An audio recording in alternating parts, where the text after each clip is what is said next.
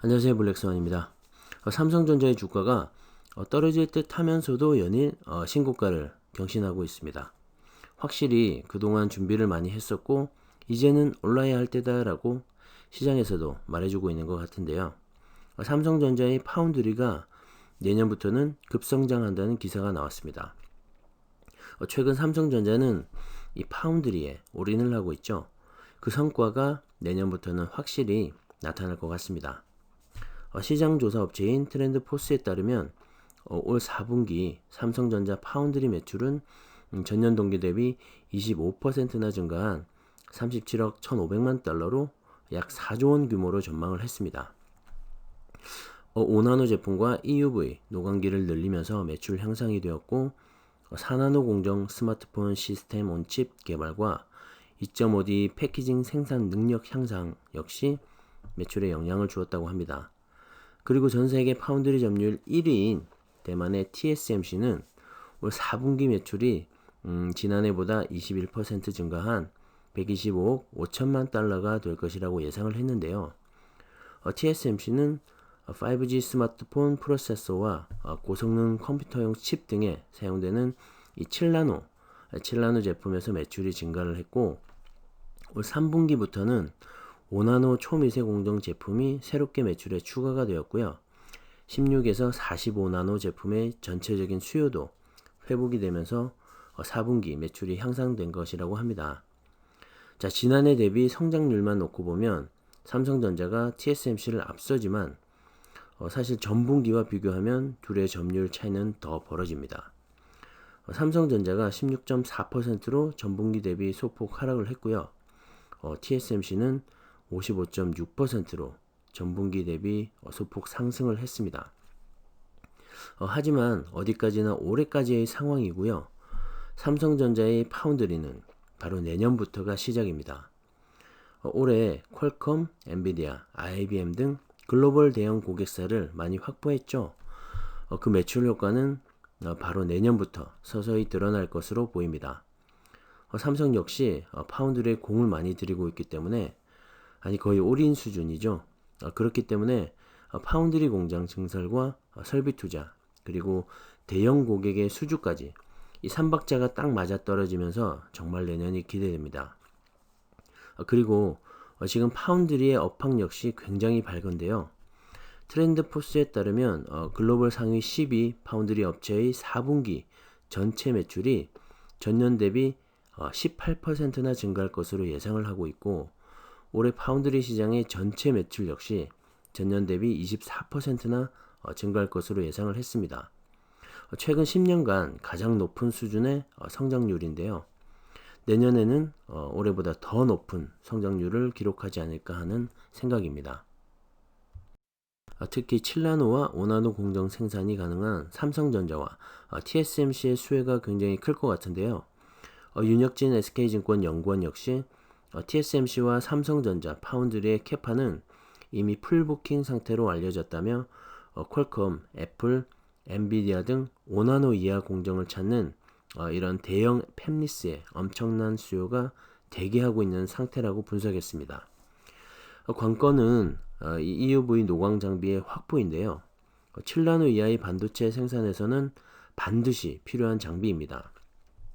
현재는 네덜란드 ASML이란 업체에서만 생산이 되고 있고 대당 2천억에 가까운 고가의 장비이면서 연간 생산 대수도 20-30대 정도의 수준입니다. 그래서 TSMC와 삼성전자 모두 이 장비 확보에도 사활을 걸고 있는 상태인데요. 얼마 전 ASML의 CEO가 삼성을 방문한 적이 있죠. 차세대 노광 장비 투자에 대해 논의를 했다고 하는데 삼성전자의 이런 발빠른 투자로 더 많은 노광 장비 확보를 했으면 하는 바람입니다. 자, 이와 관련해서 각 증권사들에서도 삼성전자의 내년도 주가를 연이어 상향하고 있는 모습인데요. 7만원 돌파 이후로 정말 파죽지세의 모습을 보이고 있는 것 같습니다. 특히 키움증권에서는 종전에 7만 5천원에서 9만원으로 목표가를 상향 조정했습니다. 박유학 연구원은 당초 내년 2분기 초반으로 예상한 D램 고정 가격 상승 시점이 1분기 중반으로 앞당겨질 것으로 보인다면서 빠른 실적 향상을 예상했고 내년도 삼성전자 전사 영업이익을 82조에서 무려 100조 사이로 예상을 했습니다. 자, 이 전사 영업이익은 삼성전자에서 영위하고 있는 전체 사업의 총 영업이익을 말하고요. 80에서 100조 원은 상당히 높은 금액입니다. 올해 삼성전자의 예상치 영업이익이 대략 37조 원 정도이고요. 지난 2018년 반도체 호황기였을 때도 58조 8천억 정도였습니다. 자, 그에 비하면 지금 상당히 높아진 영업이익인데요. 물론 예상치이긴 하지만 그 말대로 간다면 삼성전자 역시 역대 최대 매출액과 영업이익을 달성할 것 같습니다. 주가는 말할 것도 없이 날아가겠죠. 자, 얼른 줍줍 하시길 바랍니다.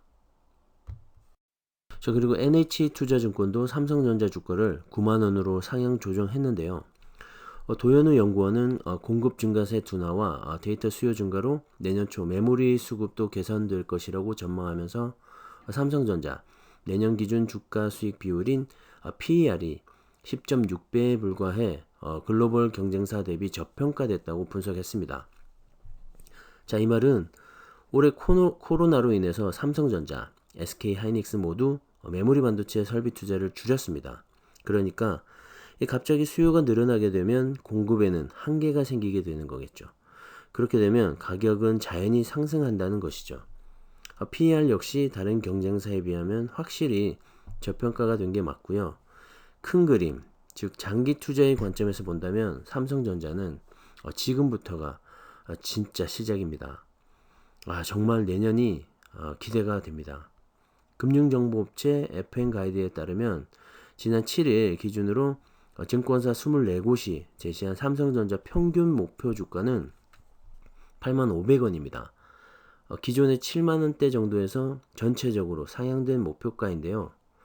그런데 저는 사실 이 목표가도 성에 안 찹니다.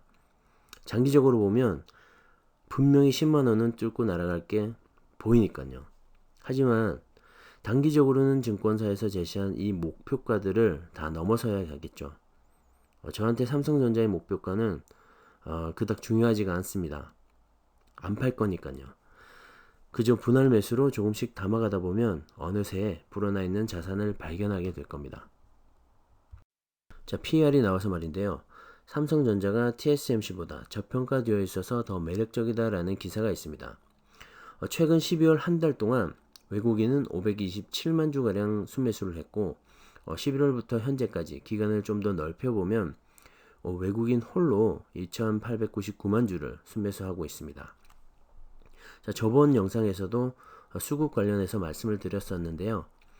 삼성전자의 주가 상승은 외국인과 관계가 굉장히 깊습니다. 외국인의 이런 공격적인 매수세가 이어졌을 때 항상 큰 상승을 했었는데요. 지난 11월부터 지금까지 보시면 외국인이 삼성전자의 주가를 끌어올리고 있다는 사실입니다. 자, 왜 TSMC보다 저평가되어 있어서 매력적이라고 할까요? TSMC는 최근 삼성전자보다 더 빨리 그리고 더 높이 상승을 했습니다. 이미 상승폭이 커서 이 PER이 현재 23.8배나 됩니다. 삼성전자는 현재 13.7%로 TSMC보다 거의 절반 정도의 수준인 거죠. PER이 높다는 것은 주당 순수익에 비해 주식 가격이 높다는 것을 의미하고 PER이 낮다는 것은 주당 순수익에 비해 주식 가격이 낮다는 것을 의미합니다. 그러니까 PER이 낮은 주식은 앞으로 주식 가격이 상승할 가능성이 더 큰 것이죠. 그래서 상대적으로 PER이 낮은 삼성전자가 앞으로 더 많이 오를 수 있다는 겁니다.